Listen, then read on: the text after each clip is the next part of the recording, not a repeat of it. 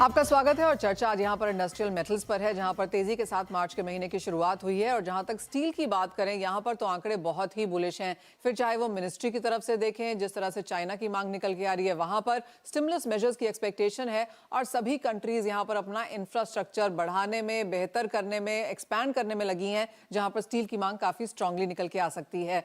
कुणाल, आपसे ही जानना चाहेंगे पहले कि जिस तरह से स्टील की डिमांड की एक्सपेक्टेशन है बाजार में, सबसे पहले तो उससे आप कैसा देखते हैं? क्योंकि माना यह जा रहा है कि जो कैपेसिटीज फिलहाल हैं वो आने वाले डेकेड में, इसी डेकेड में बेसिकली डबल हो जाएंगी।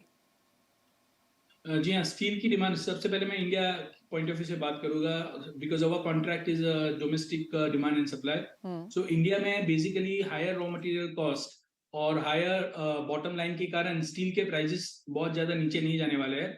सो steel can be exception over here. Domestic demand is very robust. Normal steel, specialty steel, all different kind of steel, the demand is quite robust. Our country has basically higher allocation towards the infra spending has led to this massive demand. 2022 में भी और 2023 में भी ये demand बहुत strong रहने वाली है। ग्लोबली अगर आप देखेंगे स्टील में, China is cutting production environmental concerns के कारण। सो global inventory of steel is constantly coming down और प्रोडक्शन कट भी आ रहा है। सो ग्लोबली भी स्टील के प्राइस में कोई बड़ा क्रैक आएगा ऐसा नजर नहीं आ रहा है। Moderate correction can be expected due to macro reasons in global market, but Indian market looks quite firm.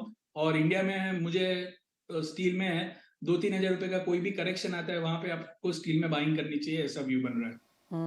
अच्छी खासी तेजी की उम्मीद यहाँ पर स्टील में आगे जाते हुए, जाके वो डिमांड है, इंफ्रास्ट्रक्चर है, बजटरी एलोकेशंस हैं, गवर्नमेंट का सपोर्ट है, सभी कुछ हमने यहाँ पर इस सेक्टर में आता हुआ देखा है। अजय, एक जो चीज़ है वो ये कि अगर हम दोनों सेक्टर्स को यहाँ पर देखें, इंडियन मार्केट्स को और इंटरनेशनल मार्केट्स को, तो थोड़ी सी प्राइस डिस्पैरिटी यहाँ पर नजर आती है। क्या इंडिया एज अ कंट्री को अब उसके साथ जीना होगा और इसके लिए जो कॉन्ट्रैक्ट हमारे पास अब यहाँ पर है उसके ऊपर काम करना और भी वाजिब हो जाता है? बिल्कुल। देखिए, जैसे कुणाल ने भी कहा, डोमेस्टिक फंडामेंटल काफी डिफरेंट है as compare to international market, because पिछले 2 साल में हमने देखा कि इंफ्रा के जो प्रोजेक्ट्स इंडिया में चल रहे हैं उसका भी एक फर्क है, और इंटरनेशनल में पिछले साल हमने पूरी डिस्पैरिटी कंटिन्यू मेंटेन होते हुए देखी है। टाइमिंग मुझे लगता है कि इंडिया में जो फंडामेंटल वो प्राइसेस को कंटिन्यू अपलिफ्ट रखेंगे। कॉस्ट पार्ट भी इंपॉर्टेंट है, बिकॉज यहाँ पे हमने देखा जो अदर कॉस्ट है वो सब में बढ़ोतरी आई हुई, जिसकी वजह से कोई एक्स्ट्राऑर्डिनरी फ्री फॉल जैसी सिचुएशन लग नहीं रही है।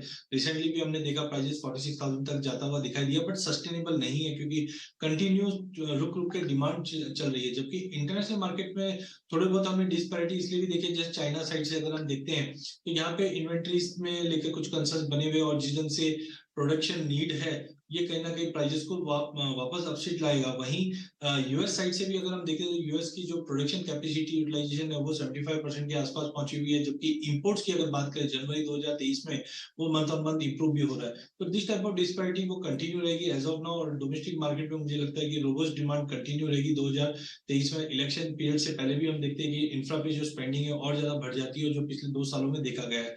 तो इनऑल अगर सम अप करते हैं तो डेफिनेटली डिस्पैरिटी कंटिन्यू रहेगी, जबकि डोमेस्टिक मार्केट में भाव अभी भी काफी स्ट्रांग होते हुए दिखाई दे रहे हैं। जो नेक्स्ट फ्यू वीक्स या मंथ्स की बात करें तो आई थिंक वापस हम 52 500 तक के लेवल इजीली अचीव कर पाएंगे।